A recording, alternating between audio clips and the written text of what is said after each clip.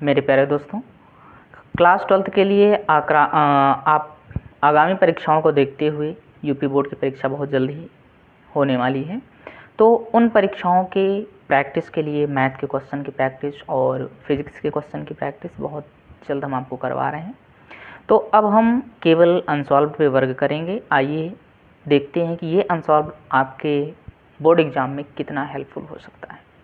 तो सबसे पहले हम 2024 के अनसॉल्व्ड को स्टार्ट करेंगे, फिर उसके पश्चात हम 23 का, 22 का और फिर 21 का देखेंगे। तो सबसे पहले आइए हम 24 के अनसॉल्व्ड को देखते हैं, इसका मॉडल पेपर कैसा था, फिर हम 25 में एंट्री करेंगे। तो चलिए 24 के अनसॉल्व पेपर को हम सॉल्व करते हैं। सबसे पहले 2024 में जो पेपर था सेट नंबर फर्स्ट अग्रवाल का है। यहाँ पर देख सकते हो कि अग्रवाल मॉडिफाइड नए प्रश्नों के साथ ये अनसॉल्व लिया गया है और इसको हम सॉल्व करवा रहे हैं। तो हमारे साथ सॉल्व कीजिए और देखते हैं ये 2025 बोर्ड एग्ज़ाम के लिए, आपके एग्ज़ाम के लिए कितना हेल्पफुल हो सकता है। तो हमारे साथ सॉल्व कीजिए और बोर्ड एग्ज़ाम को अच्छे से क्रैक कीजिए। चलिए, सबसे फर्स्ट क्वेश्चन है वस्तुनिष्ठ ऑब्जेक्टिव क्वेश्चन है, 5 ऑब्जेक्टिव क्वेश्चन। इसमें हम देखते हैं पहला क्वेश्चन है। अच्छा, इस क्वेश्चन में क्या कहता है कि सभी खंड कीजिए, प्रत्येक खंड का सही विकल्प चुनकर अपनी अभ्यास उत्तर पुस्तिका में लिखिए। ये बोर्ड एग्ज़ाम के थ्रू ही बोर्ड एग्ज़ाम में ऐसे क्वेश्चंस आते हैं। तो पहला क्वेश्चन देखिए, क्वेश्चन नंबर फर्स्ट है, बोर्ड एग्ज़ाम से आप रीड कर सकते हो, फर्स्ट का क्वेश्चन नंबर का है। इसमें कह क्या रहा है कि यदि आव्यूह ए और बी के क्रमशः पी क्रॉस क्यू और क्यू क्रॉस आर हैं तो ए बी का क्रम है।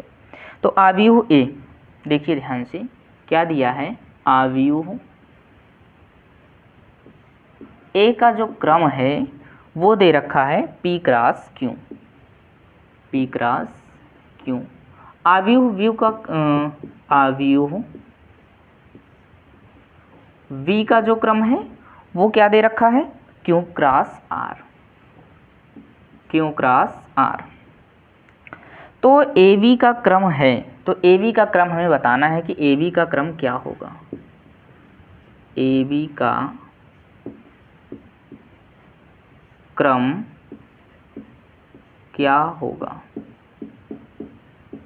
ए बी के क्रम के लिए देखिए ए क्रॉस बी, यानी कि हम देखेंगे कि ए बी का मल्टीपल क्या होगा, ए क्रॉस बी क्या होगा, ए बी का क्रम क्या होगा।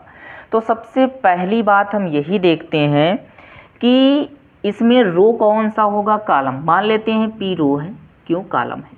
तो पहले आव्यूह की पंक्ति और दूसरे आव्यूह के कॉलम को हम एक साथ एडजस्ट कर सकते हैं। तो ए बी का जो क्रम होगा वो हो जाएगा पहला पी और दूसरे का कॉलम, ये रो हो गया, ये कॉलम हो गया, पी क्रॉस आर हो जाएगा। ये फर्स्ट क्वेश्चन हो गया। ऑप्शन में मैच कीजिए कौन सा है। Option number first will be the right answer. आशा करते हैं ये क्रम आपके समझ में आया होगा। ठीक है, सॉरी। सेकंड क्वेश्चन रीड कीजिए। सेकंड क्वेश्चन क्या कह रहा है, क्वेश्चन नंबर फर्स्ट का खा। फर्स्ट में देखिए क्या कह रहा है कि किस बिंदु पर रेखा y = x+1, y = x+1 की ढाल वक्र y² = 4x की ढाल के बराबर है। बहुत प्यारा क्वेश्चन है। देखिए दिया है क्वेश्चन में सबसे पहले y = x+1, ये हमारे पास है। फिर कह रहा है कि ये तो एक बिंदु है, इसकी ढाल वक्र दिया है y² = 4x, ये दे रखा है। तो y की वैल्यू यहाँ से क्या हो जाएगी, y को हम यदि देखें दोनों पक्षों का लाग हटाएं, स्क्वायर हटाएं, तो ये y हो जाएगा 2√x हो जाएगा।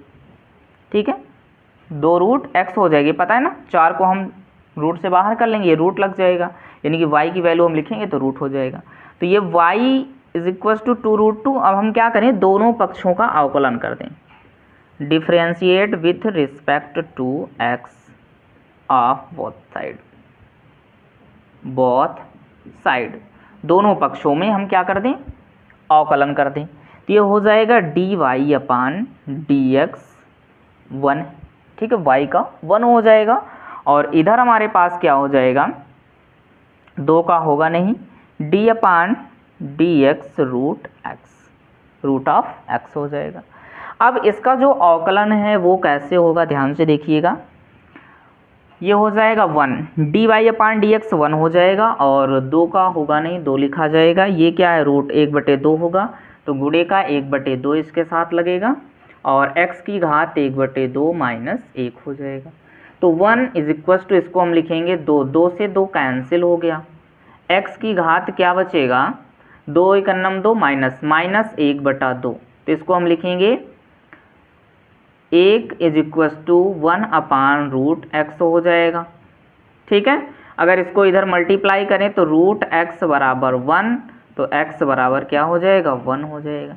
x का मान 1 आ गया, और इसको हम सपोज कर लेते हैं समीकरण 1। ठीक है, x का मान समीकरण 1 में रखने पर, x का मान समीकरण 1 में रखने पर, रख दें बच्चा, तो क्या हो जाएगा, इसकी जगह पर 1 आ जाएगा, तो y का मान कितना हो जाएगा, 2 हो जाएगा। तो उस बिंदु का जो निर्देशांक होगा वो क्या होगा, बिंदु के निर्देशांक x, y is equal to हो जाएगा 1, 2। यही आंसर हो जाएगा। ऑप्शन नंबर देखो, इसमें 1, 2 किसमें है, फर्स्ट। ऑप्शन नंबर फर्स्ट इसका भी राइट हो जाएगा। ऑप्शन नंबर फर्स्ट क्या हो जाएगा, राइट। फर्स्ट का और खा हमने सॉल्व किया। नेक्स्ट देखते हैं क्वेश्चन नंबर फर्स्ट का गा। क्वेश्चन नंबर गा में देखिए समाकलन है, इंटीग्रेशन का सिंबल दिया है, इंटीग्रेशन करना है। क्या दिया है, integration of under root 1 plus sine 2x, यही दे रखा है, इंटू का dx।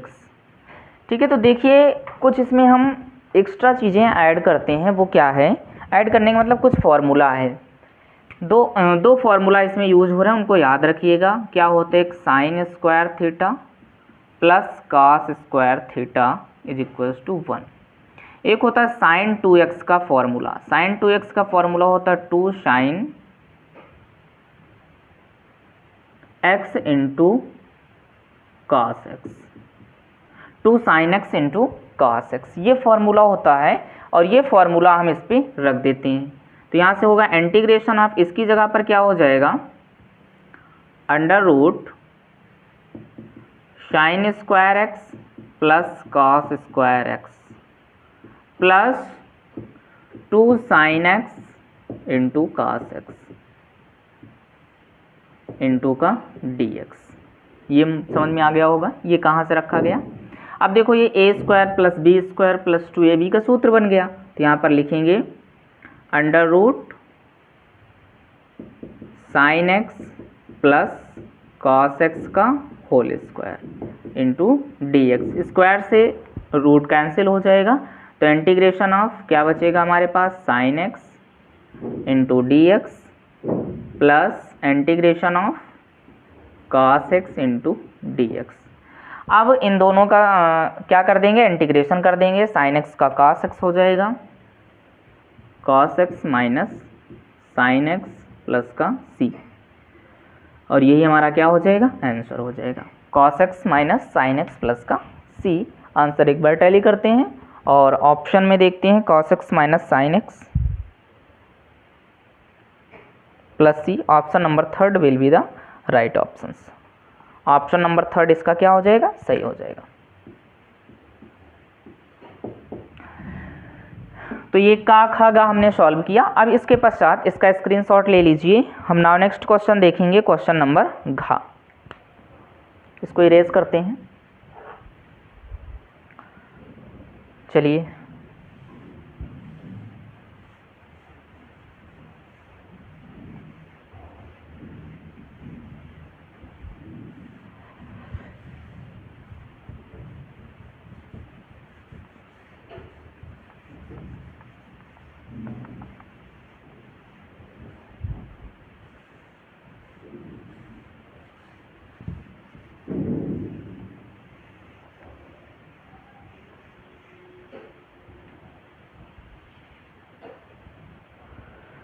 नेक्स्ट क्वेश्चन देखिए, क्वेश्चन नंबर घ, दो सदिश दे रखे हैं। क्वेश्चन नंबर घ है, हम इसको सदिश ए मान लें। सदिश ए, फर्स्ट को सदिश ए मान लें, 5i cap minus lambda J cap plus 2k cap. सदिश बी, एक सदिश बी दे रखा है, 2i cap plus 3j cap plus 4k cap. एक दूसरे पर लंब हैं, तो लैम्डा का मान है, अच्छा एक दूसरे पर लंब हैं तो लैम्डा का मान हमें निकालना है, कितना होगा। देखो एक गणित की अवधारणा के अनुसार यदि एक दूसरे पर लंब हैं तो इनको हम क्या लिखेंगे, मॉड ऑफ ए सदिश, इस प्रकार से लिख सकते हैं, A vector into B vector is equals to mod of A vector into mod of B vector into cos theta लिख सकते हैं। अब एक दूसरे पर लंब हैं, चूंकि ये दोनों क्या हैं, एक दूसरे पर लंब हैं, एक दूसरे पर लंब हैं, दिख रहा है ना, एक दूसरे पर लंब हैं, और यदि ये एक दूसरे पर लंब हैं तो थीटा इज इक्वल्स टू क्या हो जाएगा, 90 डिग्री हो जाएगा। अब theta is equals to 90 degree, यानी कास 90 का मान 0 होता है, तो a cross b cross is equals to 0 हो जाएगा। अब इन दोनों का हम क्रॉस प्रोडक्ट यानी कि प्रोडक्ट निकाल लेते हैं, तो प्रोडक्ट हमारे पास क्या हो जाएगा, 5i cap minus lambda J cap plus 2k cap into हमारे पास क्या हो जाएगा, 2i cap plus 3j cap plus 4k cap is equal to 0। अब देखो जो हैं उन्हीं का उनके साथ मल्टीप्लाई, सफिक्स सेम हो, i का i के साथ मल्टीप्लाई, 5 दूना 10i, ठीक है, i का i के साथ 1 हो जाएगा, लैम्डा और 3 क्या हो जाएगा, 3 लैम्डा, 2 और 4 क्या हो जाएगा, 4 दूना 8 प्लस का 8 बराबर 0। 8 को इधर 8 10 8 18, इसको भेजेंगे तो माइनस में हो जाएगा, माइनस 3 लैम्डा माइनस 18, 18 से 18 कैंसिल, 3 छंग 18, तो लैम्डा का मान कितना आ जाएगा, 6, लैम्डा की वैल्यू कितना आ गई, 6। तो इस प्रकार से यदि प्रोडक्ट फॉर्म में दिया हो और इसमें कोई भी मान हो तो इस प्रकार से निकाल सकते हैं। अगर लंब है, एक दूसरे पर लंब है तो बहुत आसान हो जाता है, लंब होने का मतलब 0 हो गया, ठीक है। तो चलिए ना नेक्स्ट क्वेश्चन देखते हैं, ये क्वेश्चन समझ में आ गया होगा आपके। नेक्स्ट क्वेश्चन देखते हैं, क्वेश्चन नंबर अंगा, अवकल समीकरण दे रखा है, क्वेश्चन नंबर अंगा है। अंगा में देखिए क्या दे रखा है, अवकल समीकरण, अवकल समीकरण, अवकल समीकरण हमारे पास क्या है, d2i upon dx square, d2i upon dx square is equals to 4√4x plus dy upon dx का होल स्क्वायर। इसमें हमें घात बताना है, घात है, कितनी घात है, तो देखिए घात बताने के लिए हमें क्या करना पड़ता है, ध्यान दीजिएगा। एक तो हम इनको सिद्ध करें, सॉल्व करें। अब हम क्या करें, दोनों पक्षों में सॉल्व करने के लिए देखिए d2i upon dx square is equals to 4√x plus dy upon dx का होल स्क्वायर। अब हम क्या करें, दोनों पक्षों में घात 4 लेने पर, दोनों पक्षों में घात 4 लेने पर तो ये क्या हो जाएगा, d2i/dx² की पावर 4, और इधर क्या हो जाएगा, x की घात क्या हो जाएगी 1/4, तो ये कैंसिल हो जाएगा, प्लस हमारे पास क्या बचेगा, और ये 2 है, ठीक है, ध्यान दीजिएगा, या एक बार हम लिख देते हैं,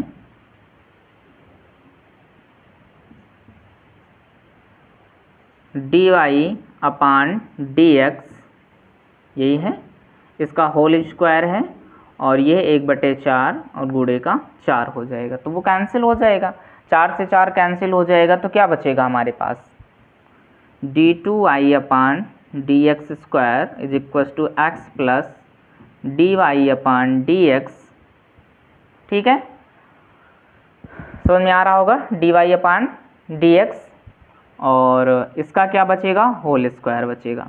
तो जो प्रथम अवकलज है, अवकलज कोटि, उसकी जो कोटि होगी वो 2 हो जाएगी, अवकलज की कोटि कितना है, 2 है, और घात कितना है, 4 है। अवकलज की कोटि बराबर 2,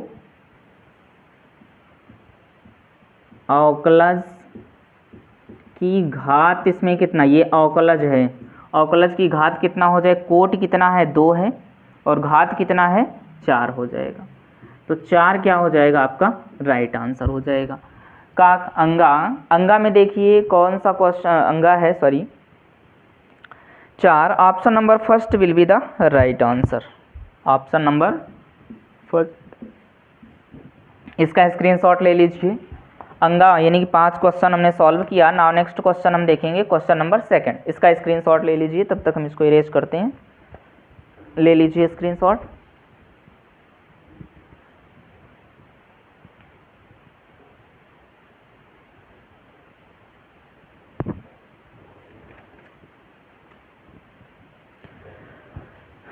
चलिए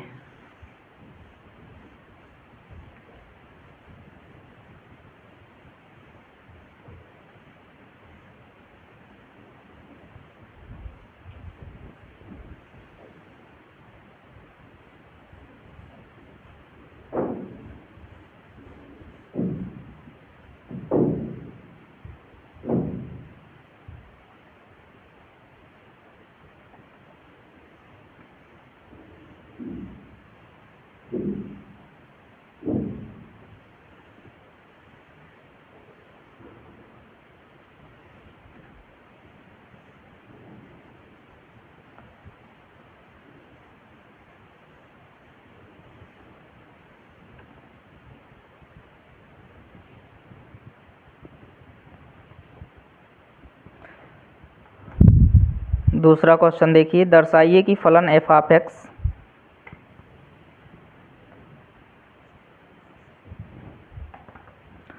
दर्शाइए कि फलन f ऑफ x दिया है, दर्शाइए, क्वेश्चन देखिए रीड कीजिए कि फलन दे रखे हैं, दर्शाना है, सिद्ध करना है, f of x = x + 1 and 1 यदि x does not equal to 0, दूसरा यदि x is equal to 0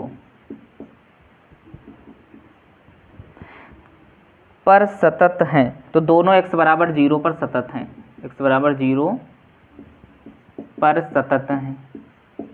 देखो दोनों सतत होने का मतलब क्या है कि f ऑफ x दोनों सतत, यानी कि जब ये सतत पूरा होगा, x does not equal to 0, x equal to 0 पर x बराबर 0 पर सब सतत हैं, जितना है दोनों सतत हैं। दोनों सतत होने के लिए f ऑफ x कामा दाईं सीमा कामा बाईं सीमा, दाईं सीमा बाईं सीमा सभी बराबर हों, सभी क्या हों, बराबर हों। यदि सारी सीमाएं इसमें बराबर हैं तभी x बराबर 0 पर ये सतत होगा, ठीक है। तो अगर हम देखें पहले एफ ऑफ एक्स रखते हैं, F of x is equals to x plus 1, इसको हम सपोज कर लें। तो एफ ऑफ एक्स यानी कि एफ ज़ीरो बराबर क्या हो जाएगा, 1 हो जाएगा। एफ ज़ीरो लेंगे तो 1 आ जाएगा। अब इसमें हम दाईं सीमा निकालते हैं, लिमिट लगाकर दाईं सीमा निकालते हैं। तो दाईं सीमा के लिए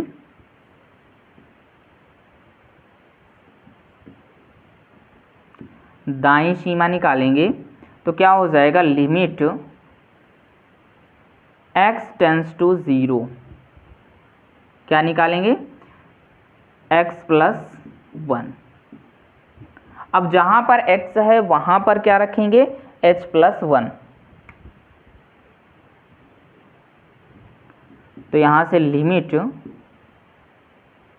h टेंस टू 0 यानी कि ये x 1 प्लस h प्लस 1 हो जाएगा। h प्लस 1 या 1 प्लस h रख सकते हैं। तो h की जगह पर हम अगर 0 रखें तो लिमिट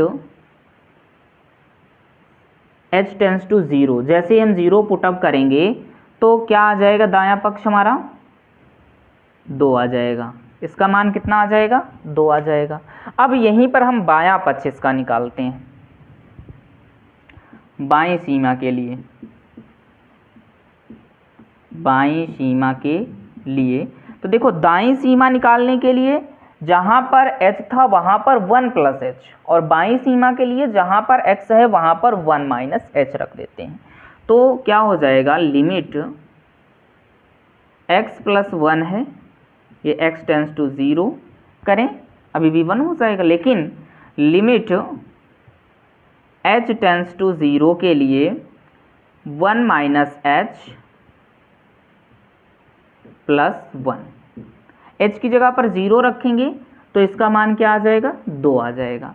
अब देखो दाईं सीमा और बाईं सीमा बराबर हो गई। सतत होने के लिए दाईं सीमा, बाईं सीमा और f ऑफ x ये सभी बराबर हों, लेकिन क्या है, दाईं सीमा और बाईं सीमा बराबर है लेकिन f ऑफ x नहीं बराबर है, फलन पहला नहीं बराबर है, इसलिए यह सतत नहीं है।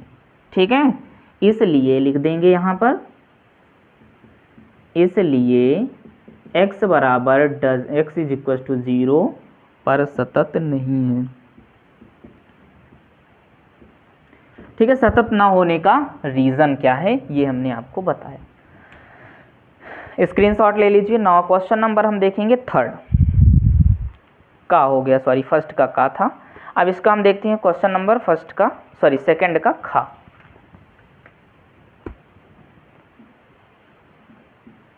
सेकंड का क्वेश्चन नंबर खा देखिए। खा में दिया sine inverse sine 7 pi by 4 दे रखा है। साइन इनवर्स ब्रैकेट में sine 7 pi by 4, 7 pi by 4। अब इसमें हमें क्या निकालना है, इसका मान ज्ञात करना है। Sine inverse sine 7 pi by 4, तो इसको हम क्या लिख सकते हैं, 2 पाई माइनस पाई बाई 4 लिखा जा सकता है। यहाँ पर देखो हम जानते हैं, या हम लिख सकते हैं, क्या लिख सकते हैं, साइन 7 पाई बाई 4,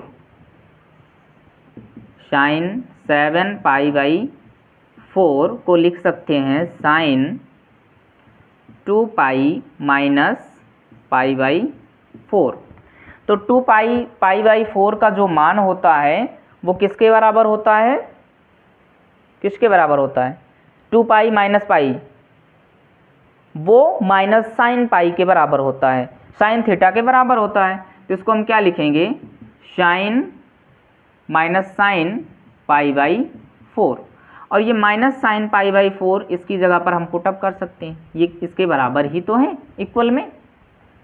तो इसको हम क्या लिख सकते हैं, साइन इनवर्स और साइन पाई बाई 4, वो भी किसका, माइनस से। इनवर्स से इनवर्स कैंसिल हो जाएगा, क्या बचेगा, माइनस पाई बाई 4, और -5/4 क्या हो जाएगा, आंसर हो जाएगा। इतना सरल और इजी आंसर है, इसको आप सॉल्व कर सकते हो। तो ये फर्स्ट का और खा हमने सॉल्व किया, स्क्रीनशॉट ले लीजिए। नाउ नेक्स्ट क्वेश्चन हम इसके देखेंगे, क्वेश्चन नंबर गा। चलिए इसको इरेज करते हैं और गा की ओर हम आगे बढ़ते हैं। स्क्रीनशॉट ले लीजिए।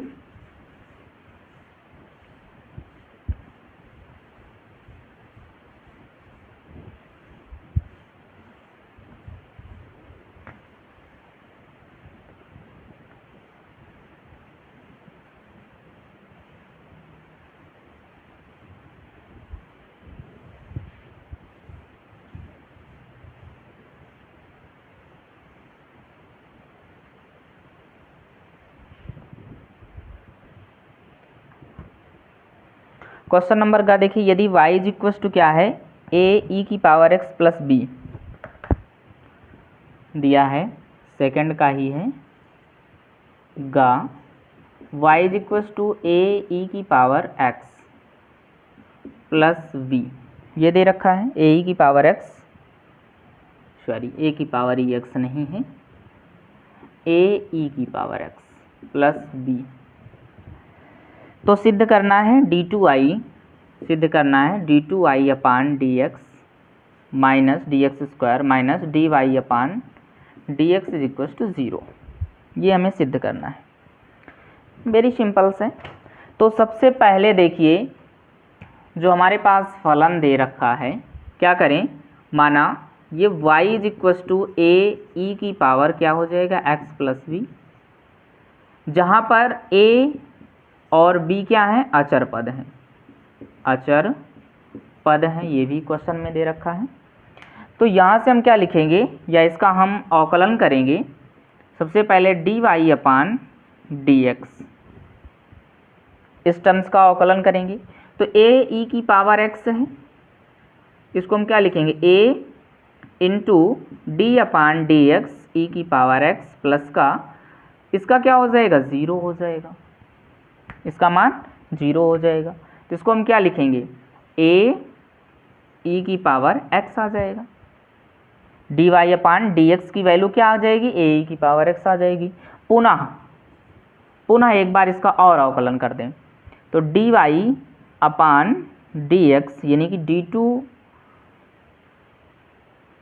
d2y upon dx² is equals to, a तो बाहर हो जाएगा, d अपान dx e⁻x, तो इसका भी मान कितना आ जाएगा, ae⁻x, ये हमारे पास फर्स्ट आ गया और सेकंड आ गया। इन दोनों का मान dy अपान dx और d2y अपान dx² का मान, ठीक है, ये जो समीकरण 1 है, समीकरण 1 में रखने पर, समीकरण 1 में रखने पर, और जब समीकरण 1 में रखेंगे तो इसकी जगह पर क्या है, ae⁻x, ae⁻x, इसकी जगह पर क्या है, ae⁻x, ae⁻x बराबर 0, तो ये क्या हो जाएगा, 0 हो जाएगा। और यही हमें क्या करना था, प्रूव्ड करना था, इन दोनों के बराबर 0 हो जाएगा, यहाँ पर लिख देंगे हेंस प्रूव्ड। देखो बहुत इजी क्वेश्चंस रहते हैं, ज़्यादा टफ क्वेश्चन है, इंटर है, कोई IIT JEE नीट नहीं है कि आपका इतना टफ होगा, बहुत इजी क्वेश्चंस रहते हैं। तो ये क्वेश्चन हमने सॉल्व किया। चलिए नाउ नेक्स्ट क्वेश्चन, हम इसके नेक्स्ट पार्ट पे बढ़ते हैं। गा हो गया। क्वेश्चन नंबर घा देखिए, अवकल समीकरण दे रखा है, इसको हमें हल करना है। इरेज करते हैं इसको, स्क्रीनशॉट ले लीजिए। चलिए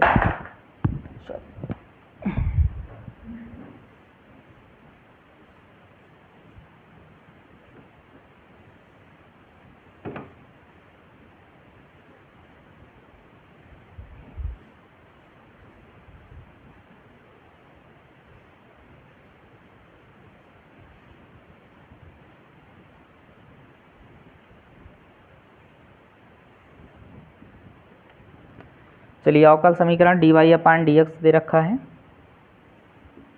dy अपान dx और is equal to 1 plus x² upon 1 plus Y square. इसे हमें सॉल्व करना है, चाहे अवकलन करके, चाहे समाकलन करके, चाहे जिस पद्धति से हमें इसे सॉल्व करना है। तो देखिए किस प्रकार से हम सबसे पहले क्या करें, क्रॉस मल्टीप्लाई कर दें। डी वाई के इक्वल इसको हम लिखेंगे तो 1 प्लस वाई स्क्वायर इंटू का डी वाई, और इधर भी वही काम 1 प्लस एक्स स्क्वायर, और ये क्या हो जाएगा डी एक्स हो जाएगा। यहाँ पर हम लिखेंगे दोनों पक्षों का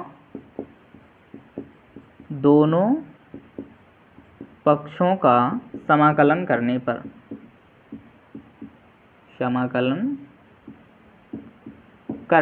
दोनों पक्षों का हम समाकलन करेंगे तो हमारे पास क्या हो जाएगा, ध्यान से देखिएगा। लिखेंगे integration of 1 plus Y square D Y और integration of 1 plus X square D X.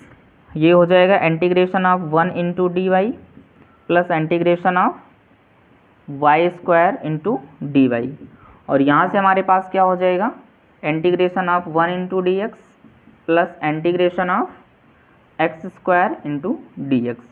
X की पावर n का सूत्र लगाएंगे, 1 का जब हम समाकलन करेंगे तो x हो जाएगा, सॉरी y के सापेक्ष कर रहे हैं तो ये क्या हो जाएगा y हो जाएगा, और ये हमारे पास हो जाएगा प्लस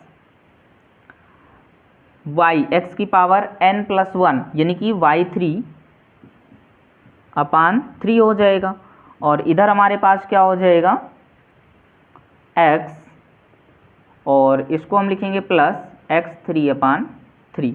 तो हम लिखेंगे x माइनस वाई बराबर x cube upon 3 minus y cube upon 3 plus c, दोनों में सी कॉमन कर लेंगे और यही हमारा क्या हो जाएगा आंसर हो जाएगा।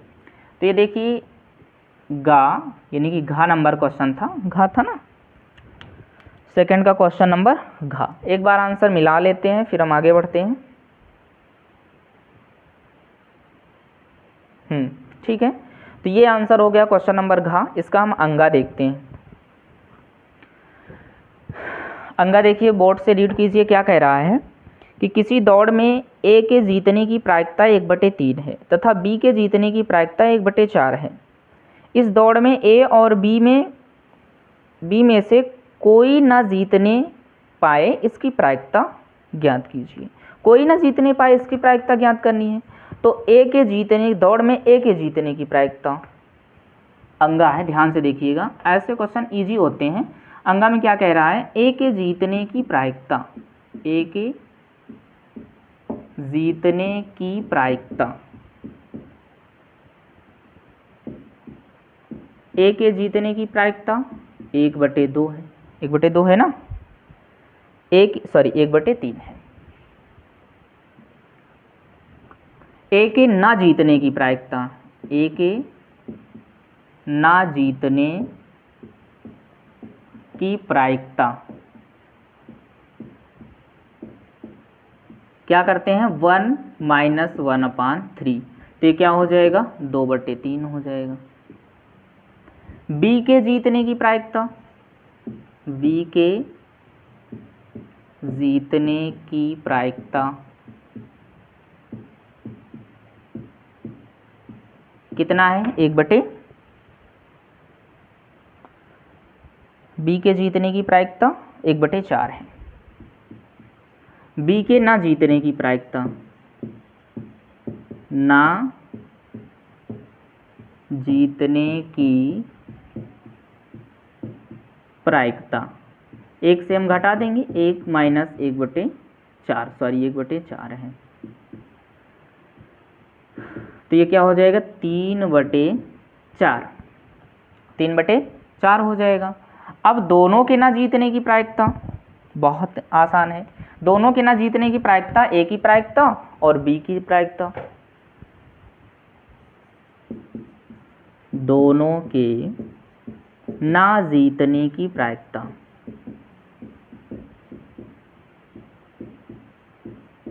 बराबर प्रायिकता ए इंटू प्रायिकता बी, कितना है 2/3 गुणे 3/4, 3 से 3 कैंसिल, 2 × 2 2 × 4, तो बराबर क्या हो जाएगा 50-50 चांसेस, 1/2 हो जाएगा, 1/2 आंसर हो जाएगा।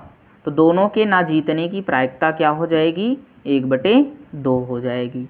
ए के जीतने की प्रायिकता होगी और बी की ना जीतने की। तो यहाँ पर इस प्रकार से अगर क्वेश्चन लिखते हैं, पहले दोनों के जीतने की प्रायिकता लिखो, फिर ना जीतने की प्रायिकता लिखो, और ना जीतने की प्रायिकताओं को क्या करेंगे, मल्टीप्लाई कर देंगे, तो ये हमारा आंसर हो जाएगा। नाउ नेक्स्ट क्वेश्चन हम देखते हैं, क्वेश्चन नंबर अंगा कर लिया, थर्ड क्वेश्चन की ओर हम आगे बढ़ते हैं। क्वेश्चन नंबर थर्ड,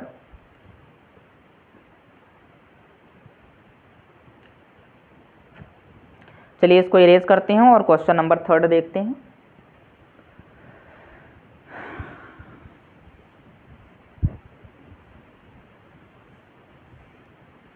सारे क्वेश्चंस की बार बार प्रैक्टिस कीजिए ताकि अच्छे से समझ में आ जाए, और किस प्रकार से लगाए जा रहे हैं ये भी समझ में आ जाए। समझना मोस्ट इंपॉर्टेंट क्वेश्चंस नहीं है, उनके तरीकों को समझना है, मेथड को समझना है कि किस प्रकार से ये क्वेश्चंस आ रहे हैं। ठीक है, कमेंट करके ज़रूर बताया करेंगे क्वेश्चन कौन से नहीं समझ में आए, किस प्रकार के क्वेश्चन हैं। ठीक है, या इसमें कुछ रॉन्ग हो जाए या कुछ गलतियाँ हो जाएँ, हमसे भी कुछ ना कुछ त्रुटियाँ हो जाती हैं, बहुत सारी त्रुटियाँ हो जाती हैं। तो कमेंट करके ज़रूर बताएं कि क्या त्रुटियाँ हुई है। हाँ, अगर समझ में आ रहा है तो ये भी कमेंट करके बताइए कि समझ में आया, नहीं आ रहा तो ये भी कमेंट करके बताइए कि नहीं समझ में आया।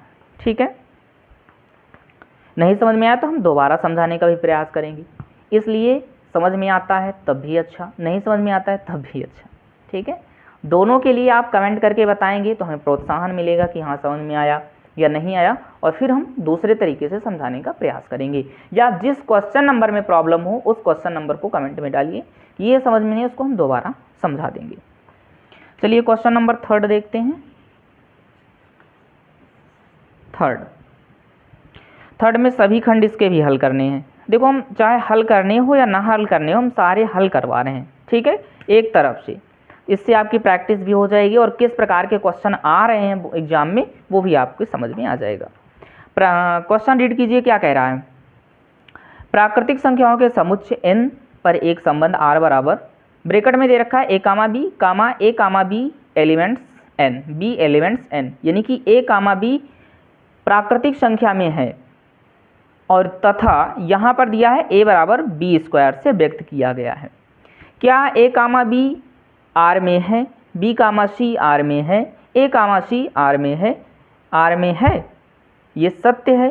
एक उदाहरण द्वारा पुष्टि कीजिए।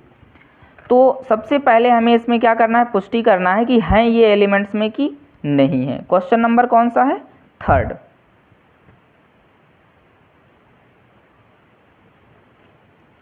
तो सबसे पहले देखिए एक नेचुरल नंबर दे रखा है, r बराबर हमारे पास दे रखा है, ध्यान दीजिएगा, r बराबर सारी प्राकृतिक संख्याएं हैं a कामा b। चूंकि रेशियो आप दिया है a comma b belongs to n, यानी कि प्राकृतिक संख्या से बिलोंग्स करते हैं, और इसको प्रदर्शित किया जाता है किससे, a बराबर b स्क्वायर, प्रदर्शित किया जाता है a बराबर b स्क्वायर। तो क्या ये सभी प्राकृतिक संख्याएं a और b में होता है?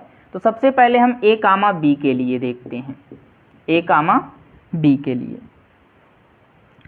तो सबसे पहले a कामा b का मतलब जो a नंबर लें सभी प्राकृतिक संख्याएं, 1 2 3 4 5 ये सारी प्राकृतिक संख्याएं होती हैं।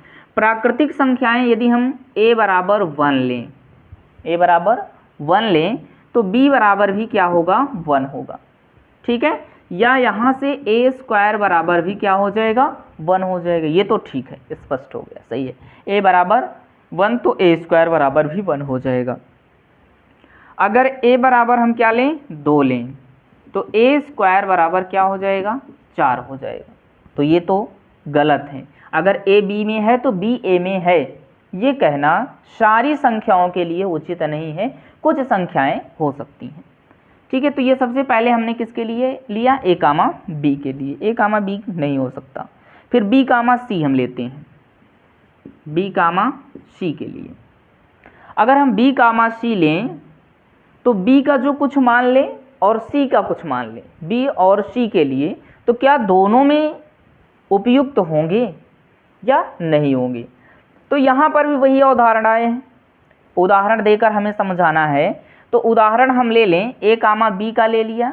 सब क्या क्या चीज़ें हैं हमारे पास, a कामा b, ठीक है, और क्या दे रखा है, a comma b belongs to r, b comma a, दूसरा क्या है b comma c, b comma c belongs to r, फिर क्या है a comma c belongs to r, a comma c belongs to r, सभी बिलोंग्स करेंगे। a belongs करेगा r में तो b बिलोंग्स c इसमें भी करेगा। एक a बराबर 2 लिए तो b का मान कितना आएगा, 4 आएगा, बराबर नहीं है, a का मान अलग हो गया, b का मान अलग हो गया। c का मान भी कितना हो जाएगा, 16 हो जाएगा, c बराबर क्या हो जाएगा, 16 हो जाएगा। अलग अलग मान होता चला जाएगा, a के लिए हमने लिया इतना तो b के लिए इतना लिया, c का मान इतना आ गया, ठीक है, अलग अलग आ जाएगा। a और c बिलोंग्स यदि करेगा तो ये नहीं कि b भी करेगा, इसलिए a comma b does not belongs to r, b comma c does not belongs to r, और क्या है a comma c does not belongs to r, एक भी बिलोंग्स नहीं। ये नहीं है कि एक करेगा तो सब करेंगे, एक करेगा तो सब नहीं कर सकते हैं, ये बात सत्य नहीं है, ठीक है। तो ये हमारे उदाहरण एग्जाम्पल के थ्रू भी हो गए और ये आपको हमने समझाया, क्वेश्चन नंबर 3 था। और डिटेल में समझना है तो और बताइएगा, हम इसको पुनः समझाने का प्रयास करेंगे और पुनः समझा देंगे। तो चलिए नाउ नेक्स्ट क्वेश्चन हम देखते हैं, क्वेश्चन नंबर खा। y इज इक्वल टू दे रखा है x square plus 3x plus 4 और e की पावर x cos x। इसको इरेज करते हैं, डस्टर कहाँ है,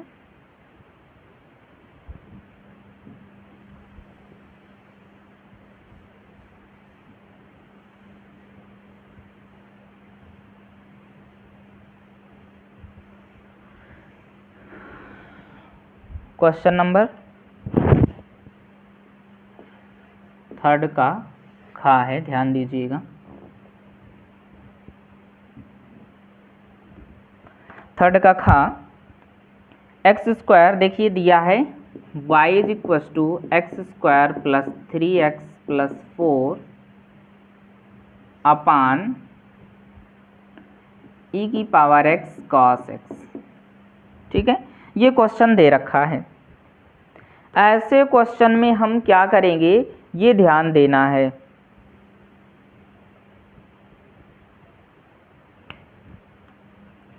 इस प्रकार के क्वेश्चन में कुछ हम मान कर चलेंगे, माना ऊपर हम u मान लेते हैं कि ये u होगा और नीचे की संख्या, नीचे का जो भी कुछ भी हो उसको हम v मान लेते हैं। तो माना u बराबर x square plus 3x plus का 4 हो जाएगा। इसका डिफ्रेंशिएट कर दो, u dash is equal to ये क्या हो जाएगा, 2x हो जाएगा प्लस 3, ठीक है। v बराबर हम क्या मान लेंगे, e की पावर x cos x। इसका भी डिफ्रेंशिएट करेंगे तो v dash is equal to क्या हो जाएगा, e की पावर x cos x है। तो दो टर्म्स हैं, पहला पद हमारे पास ये है, दूसरा पद ये। इनका जब हम अवकलन करेंगे तो फर्स्ट पद लिखेंगे हम cos x e की पावर x माइनस, फिर क्या लिखेंगे sin x e की पावर x, e की पावर x sin x और cos x e की पावर x। इसको हम क्या लिखेंगे, e की power x cos x minus e की पावर x sin x, या e की power x sin x minus e की पावर x cos x। ये क्या लिख सकते हैं, ऐसा लिखा जा सकता है। इसका अवकलन ही करके हमने लिखा है, कुछ और नहीं लिखा है, ठीक है। अब इन दोनों का मान रखिए, फॉर्मूला या सूत्र आपको पता होगा, dy अपान dx u अपान v, ठीक है। तो ये dv अपान du अपान dv लिख सकते हो। इसके लिए क्या लिखेंगे, u dash v upon minus we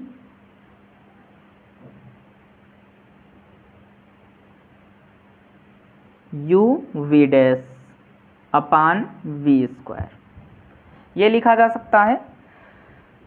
तो इस प्रकार से हम लिखेंगे। चलिए अब सभी का मान यहाँ से हम पुटअप करते हैं इसमें, देखिएगा ध्यान से।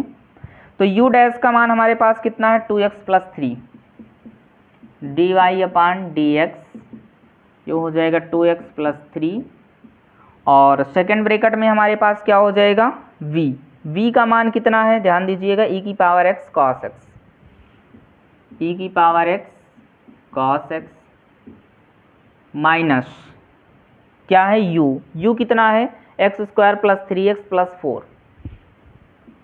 X square plus 3x plus 4,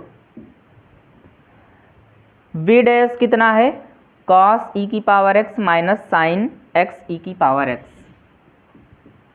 cos e की power x minus sine e की power x, sine x e की पावर x लगा लेंगे इनके साथ, अपान v का होल स्क्वायर, v कितना है e की पावर x cos x का होल स्क्वायर। इस प्रकार से हम लिखेंगे। तो ये क्या हो जाएगा हमारे पास ध्यान दीजिएगा, इसका इसके साथ मल्टीप्लाई होगा तो क्या हो जाएगा 2x e की पावर x cos x, इसका नहीं करेंगे। अब 3 से जब हम करेंगे तो क्या हो जाएगा प्लस 3e की power x cos x minus, इसको भी माइनस रहने दो बाहर, ठीक है। मल्टीप्लाई करो एक्स स्क्वायर के इसके साथ मल्टीप्लाई, तो एक्स स्क्वायर इंटू ई की पावर x cos x, इसका मल्टीप्लाई इसके साथ माइनस एक्स स्क्वायर ई की पावर x साइन x, ठीक है। अब वही काम इससे कीजिए 3 से, प्लस 3x इंटू ई की पावर x, यहाँ से लिखते हैं 3x ई की पावर x cos x, इसका मल्टीप्लाई इसके साथ तो क्या हो जाएगा माइनस 3x ई की पावर x साइन x। अब 4 बचा, इसको हम लिखेंगे 4 ई की पावर x cos x, 4 से साइन में तो हो जाएगा माइनस साइन x ई की पावर x, यानी कि 4 लिखो पहले, 4 ई की पावर x साइन x, ये और टोटल इन सभी के बटे में हमारे पास क्या है e की power 2x cos square x, ये वैल्यू दे रखी है, इसको यहाँ पर लिखो। ये बात समझ में आ गई होगी।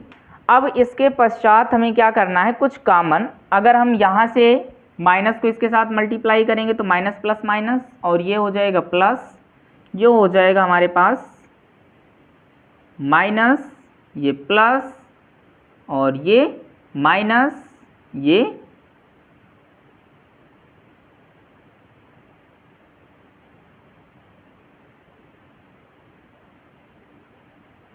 पहला माइनस और ये प्लस हो जाएगा, ठीक है। तो ये बातें समझ में आ गई होंगी। अब देखो 2x ई की power x cos x, black pen से हम लिखते हैं, टिक करते हैं कौन कौन कॉमन में है। 2x और कहीं पर x है 3x, ठीक है, और एक 3x है e की पावर x साइन x है, इससे हम नहीं कॉमन कर सकते। कास को एक साथ लिखो, साइन को एक साथ लिखो, तो यहाँ से हम क्या करें 2x है और ये माइनस 3x, तो क्या बचेगा एक, यानी कि यहाँ पर लिखेंगे माइनस ई की पावर x cos x, ये बच जाएगा।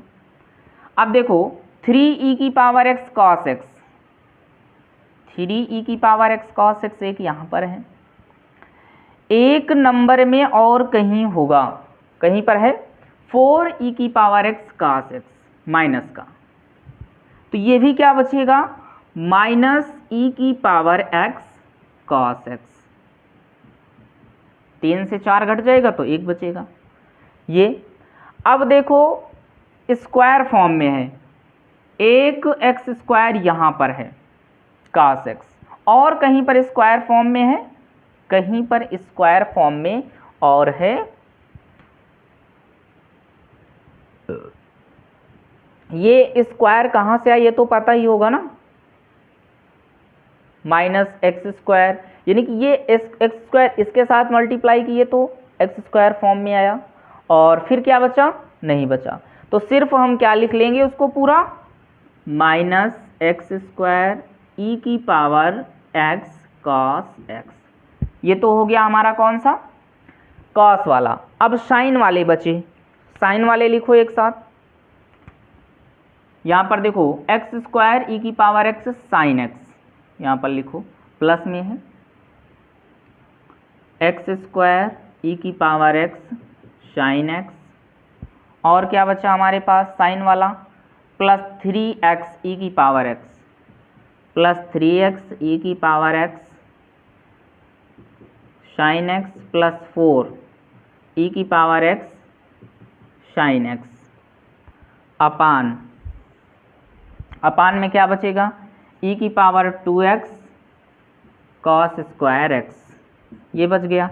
अब देखो ब्लैक से हम इसलिए कॉस को लिखा और ब्लू से हमने किसको लिखा, ये पूरे पद में कॉस है, इन सभी से हम ई की power x cos x common कर लें, ई की power x cos x common कर लिया, तो यहाँ पर क्या बचा, -1, यहाँ पर ई की पावर एक्स कॉस एक्स, अच्छा देखो ई की पावर एक्स कॉस एक्स है, ई की पावर एक्स कॉस एक्स है, घटा था ना, तो कितना बचा, 2x था, यहाँ पर x बचा सॉरी पहले में x भी लिखना है, क्या बचा हमारे पास, x बचा, -1 बचा, यहाँ पर -x स्क्वायर बचा, ठीक है।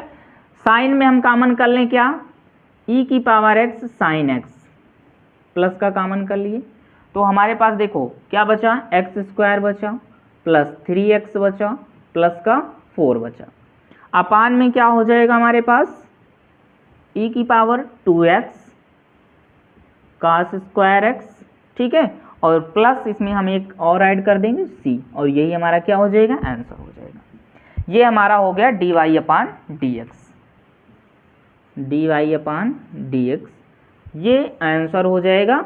इसको नोट डाउन कर लीजिएगा या इसका स्क्रीनशॉट ले लीजिए, इसको बार बार रिव्यू करके भी देख सकते हो किस प्रकार से आए हैं, ठीक है। नहीं समझ में आता तो कमेंट में बताइए, इसको हम दोबारा स्पेशल इसी क्वेश्चन को पढ़ा देंगे और ये किस प्रकार से सॉल्व, केवल मेथड को देखिए, इनके मेथड कैसे लगाए गए और किस प्रकार से सॉल्व किए गए। चलिए नाउ नेक्स्ट क्वेश्चन हम देखते हैं,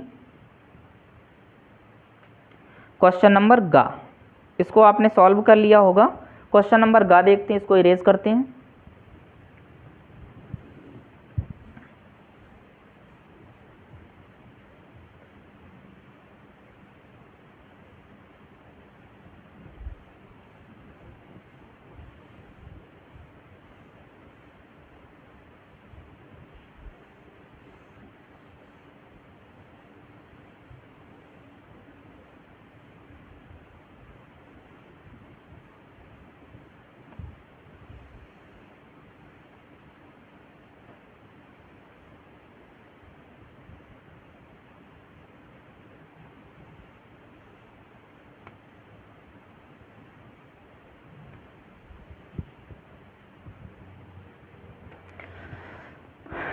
क्वेश्चन नंबर गा देखिए, dy/dx बराबर ई की power x sine x। Third का क्वेश्चन नंबर गा है, dy/dx ई की power x dy/dx is equal to e की power x cos x। cos x या sin x, क्वेश्चन में क्या लिखा है, sin x, सॉरी क्या हो जाएगा, sin x। अब यहाँ पर हमारा ये पद हमारा फर्स्ट फंक्शन और ये क्या हो जाएगा, सेकंड फंक्शन हो जाएगा। फर्स्ट और सेकंड लेट कैसे करते हैं वो आप याद रखोगे, क्या, आई लेट से। आई लेट से, आई का मतलब इंटीग्रल फॉर्म, एल का मतलब लॉग, ए का मतलब अर्थमेटिक, टी का मतलब ट्रिग्नोमेट्री, ई का मतलब एक्सपोनेंशियल फॉर्म। तो इसको हम इरेज करते हैं, इसकी आवश्यकता नहीं है। अब हम लिखेंगे सबसे पहले फर्स्ट फंक्शन गुणित दूसरे फंक्शन का अवकलन, समाकलन। फिर हम सेकंड फंक्शन और दूसरे फंक्शन का अवकलन करेंगे। इसका जब हम करेंगे दोनों पक्षों का समाकलन करने पर, यहाँ पर लिखेंगे दोनों पक्षों का समाकलन करने पर,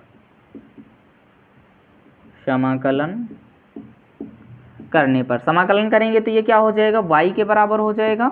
और ये फर्स्ट फंक्शन यानी कि साइन एक्स इंटीग्रेशन ऑफ ई की power x D x minus लिखेंगे। और अब क्या है, फर्स्ट फंक्शन फिर दूसरे फंक्शन का समाकलन, अब दूसरा फंक्शन फिर फर्स्ट फंक्शन का समाकलन। तो दूसरा फंक्शन क्या हो जाएगा हमारे पास, ई की पावर एक्स माइनस करके लिखेंगे into integration of sine x into D x. चलिए अब यहाँ से हम करेंगे साइन एक्स, साइन एक्स का क्या होता, साइन एक्स को कुछ नहीं लिखा जाएगा, साइन एक्स ई की पावर एक्स क्या हो जाएगा, कॉस एक्स माइनस ई की पावर एक्स कॉस एक्स, और प्लस का हम क्या लिख देंगे एक्स्ट्रा में, सी। तो यही हो जाएगा हमारा, ई की पावर एक्स हम कॉमन कर लेंगे, ये हो जाएगा sine x minus cos x, और यही हमारा क्या हो जाएगा, आंसर हो जाएगा। देखो बहुत छोटा सा क्वेश्चन था, कितने 1 2 3 से 4 लाइन में सॉल्व हो गया। ठीक है, नाउ नेक्स्ट क्वेश्चन हम देखते हैं इसके नेक्स्ट पार्ट को। क्वेश्चन नंबर घ, इसको इरेज करते हैं। क्वेश्चन नंबर घ क्या है, प्रायिकता का क्वेश्चन है, और प्रायिकता कैसे सॉल्व करेंगे चलिए देखते हैं।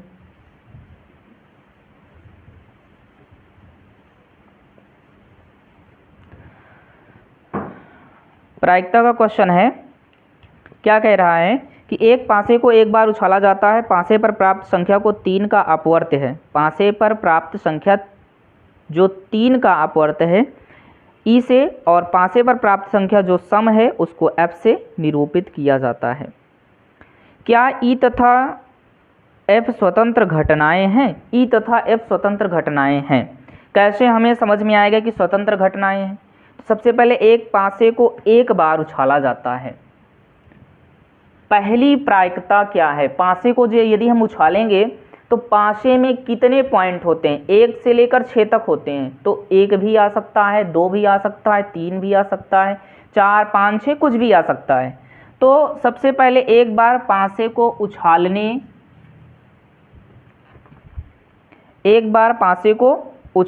में प्राप्त प्रायिकता, एक बार पासे को उछालने में प्राप्त प्रायिकता, एक बार पासे को उछालने में प्राप्त प्रायिकता कितना हो जाएगा, उसको हम लिखेंगे 1, 2, 3, 4, 5, 6 आ सकता है। एक बार उछाला जाएगा तो इतना आने की संभावनाएं हैं।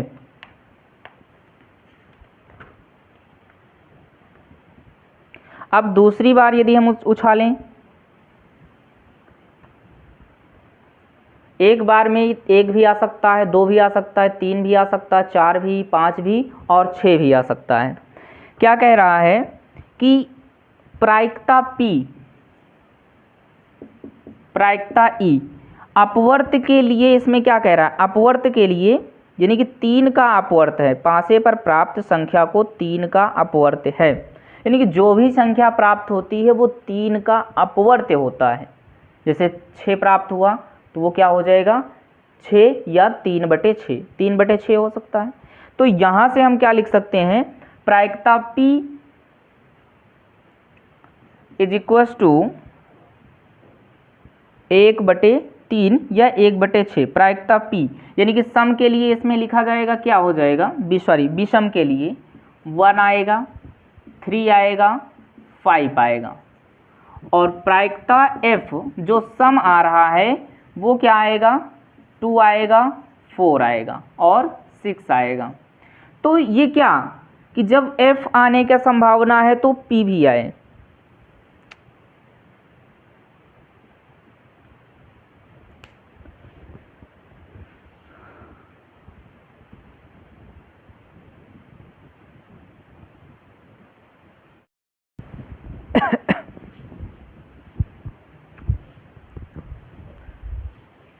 इसके पश्चात देखेंगे, सबसे पहले जो P की प्रायिकता है और E की प्रायिकता है, ये दोनों स्वतंत्र हैं कि नहीं, यहाँ पर हम देखेंगे, और जो भी हो वो 3 का अपवर्त भी हो। तो सबसे पहले देखिए प्रायिकता ऑफ E, F के लिए यदि हम देखें, प्रायिकता ऑफ F की जो प्रायिकता होगी वो 2 और 6 यही अपवर्त ला सकते हैं।